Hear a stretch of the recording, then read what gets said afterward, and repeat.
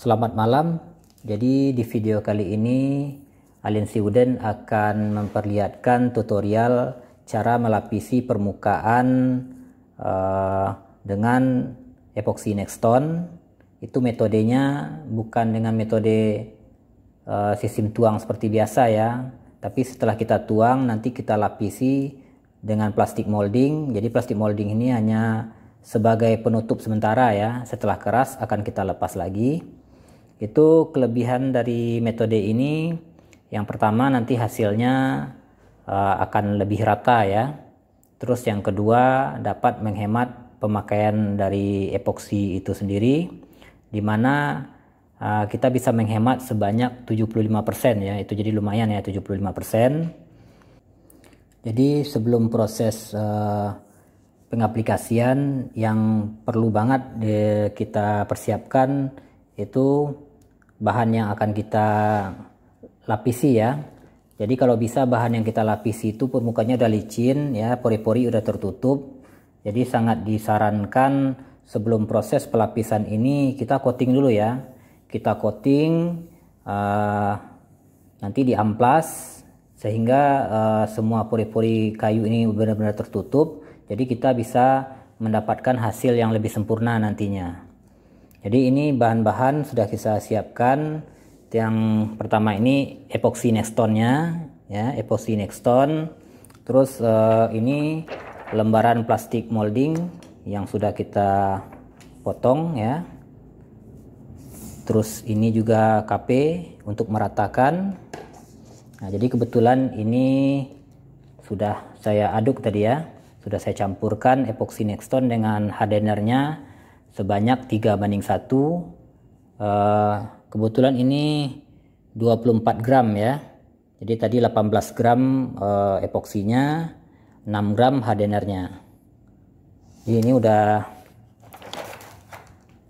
saya aduk, tapi saya aduk lagi ya. Saya aduk supaya memastikan epoksi dan hardenernya benar-benar tercampur rata. Kalau bisa nanti setelah epoxy Nextone ini diaduk, kita diamkan dulu ya, kira-kira lebih kurang 10 menit lah, 10 atau 15 menit, supaya bubble-nya minim ya. Nanti kita lebih enak dalam sistem penuangan karena meminimalkan gelembung udara yang terperangkap di bawah plastik moldingnya. Jadi setelah kita diamkan 15 menit ya, sudah mulai berkurang bubble-nya. Sudah bisa kita coba aplikasikan. Jadi ini kita geser dulu ya.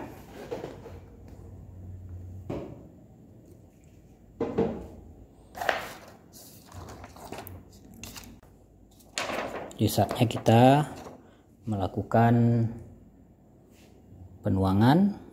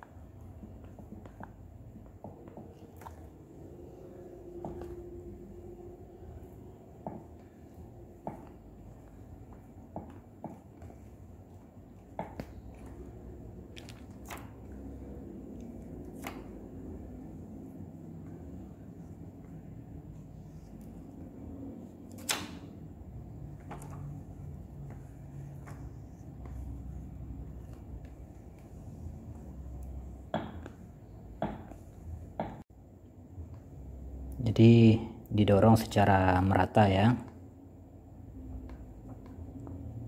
sedang aja dorongnya. Yang penting epoksinya bisa menjangkau ke semua bagian ya.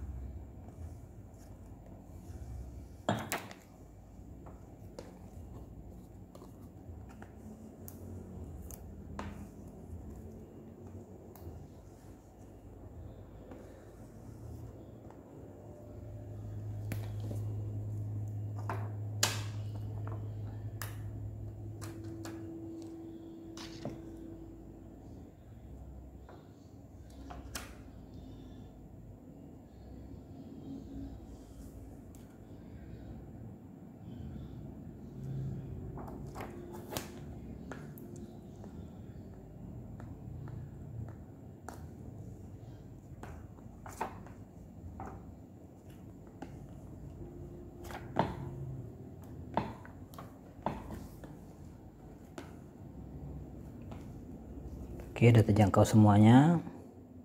Saatnya kita meratakan ya.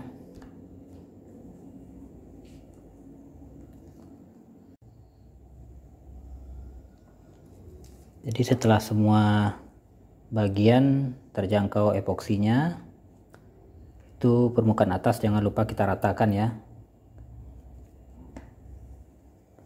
Kalau nggak kita ratakan nanti hasilnya bisa bergelombang.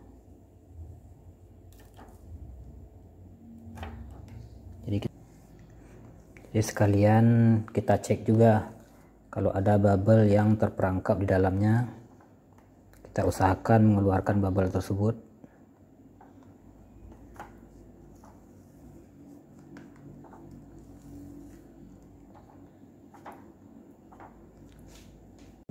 Jadi setelah semua kita ratakan dan kita cek nggak ada bubble yang terperangkap, kita bisa ngasih pemberatnya pakai kaca ya.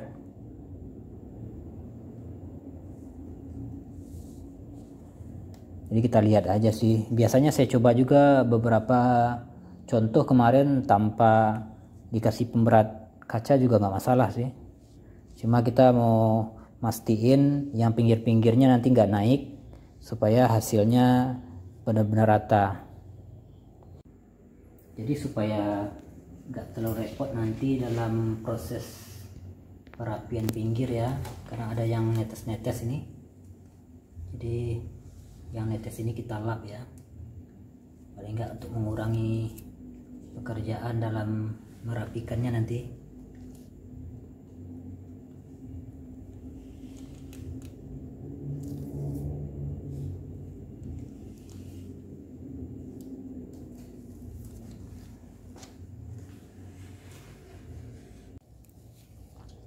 Jadi setelah pinggir-pinggirnya kita bersihkan ya, untuk meminimalkan terlalu banyak yang menetes dan menempel pada pinggir. Jadi saatnya kita nunggu proses keras. Itu biasanya paling enggak ya, kita tunggu 48 jam lah supaya permukaan epoksinya benar-benar keras, dan nanti pas kita lepas plastik moldingnya hasilnya jadi maksimal ya. Jadi kita tunggu proses keras dulu.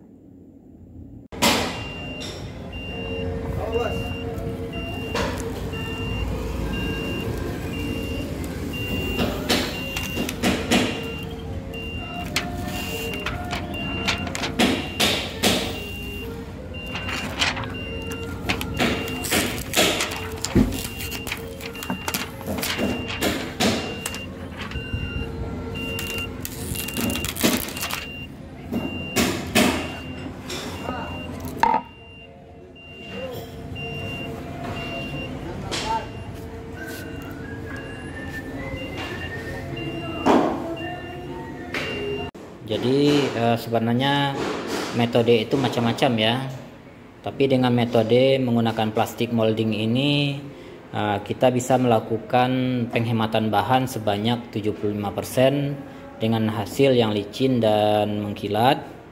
Tapi kita juga harus memperhatikan ya saat pengaplikasian dan melapisi dengan menggunakan plastik molding, kita harus pastikan ya permukaan itu udah benar-benar rata ya, udah benar-benar rata. Kita tekan dengan KP, kalau udah rata baru bisa kita tinggalkan ya. Jadi sesekali kita cek juga perkembangannya seperti apa, karena itu menentukan dari hasil nanti ya. Kalau seandainya plastik moldingnya itu tidak kita tekan rata, hasilnya nanti juga pasti akan bergelombang gitu ya. Jadi sekian videonya dari Aliansi Uden ya. Terima kasih sudah menonton.